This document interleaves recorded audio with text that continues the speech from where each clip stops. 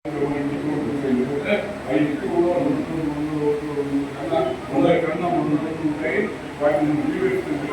కాదు.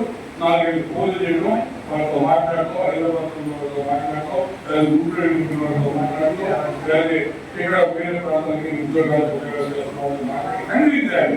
ఓటు ఇక్కడే పెట్టుకొని మాట్లాడుకోవాలి.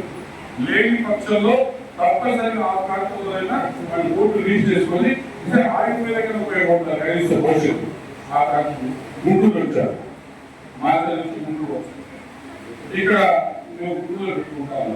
అది కూడా మనం మానిటరింగ్ చేసి అక్కడ ఈ 10 రోజుల్లో వాళ్ళు ఫామ్ నింపి సబ్మిట్ చేసే విధంగా ఒక ఇక్కడ ఫస్ట్ రైతు మాటలు తిరిగి తీసుకురావాలి.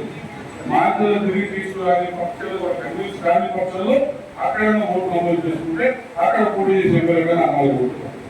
దయచేసి దీన్ని మరి మీరు వాటి ప్రత్యేకంటే మీరు పర్సనల్గా మానిటర్ చేసి ఈ వ్యవస్థలో ఎంతో కొంత ఇంప్రూవ్మెంట్ చూపించగలిగితే ఈ అవకాశాలను సద్వినియోగం చేసుకుంటాం. కాబట్టి ఆ కార్యక్రమం ముందుకు వెళ్ళాలని కోరుకుంటూ మరి మరొక సమావేశం వెళ్ళిపోవడం నిరంతరం మన పరిస్థితిగా ఉంటాం.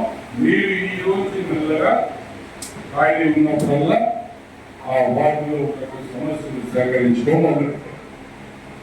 మీరు 10 సమస్యలు తెస్తే కనీసం 5 సమస్యలైనా అడ్రస్ చేసి వాళ్ళని గుర్తుకొచ్చే కార్యక్రమం 100% దేవుడు కూడా వరాలు జరగదు. అన్ని కోరికలు కేసులు జరగదు. కానీ కనీసం అవసరాలు ఇంపార్టెంట్ మాటలో 50% నా ప్రాంతానికి చేసి చూపిస్తే మీరంతా తరగతి తిరిగే విధంగా నా ప్రాంతంలో రెడీగా ఉన్నా మీరు చేశారు. ఇది రెడీగా చేస్తారు అని చెప్పే విధానం మీరు పని చేయకపోతే నా త్వరగా తీసుకుని తిరుగుతుండాలా. ఏ అమ్మ ఏమైనా అడిగితే బయటకు తిరగాలి. ఆ బయట తిరగాల్సిన అవసరం లేదు. సమస్యలు సేవించండి, కార్యక్రమాలు పెట్టండి, సబ్మిట్ చేయండి.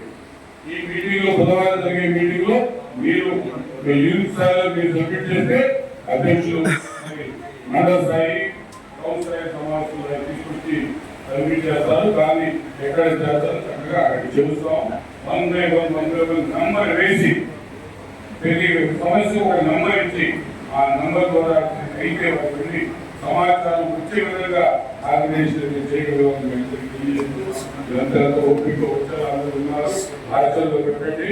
మార్చల్లో నియోజకవర్గాన్ని పల్నాడు పార్లమెంటు నియోజకవర్గంలో ముందస్తు మొదటి స్థానంలో ఉంచే విధంగా ప్రయత్నం చేసి మీ గౌరవాన్ని, ఎమ్మెల్యే గారి గౌరవాన్ని, ఎంపీ గారి గౌరవాన్ని రెట్టింపు చేసే విధంగా ప్రయత్నం చేయమని అందరినీ మనస్ఫూర్తిగా నేను విజ్ఞప్తి చేసి సెలవు తీసుకున్నాను.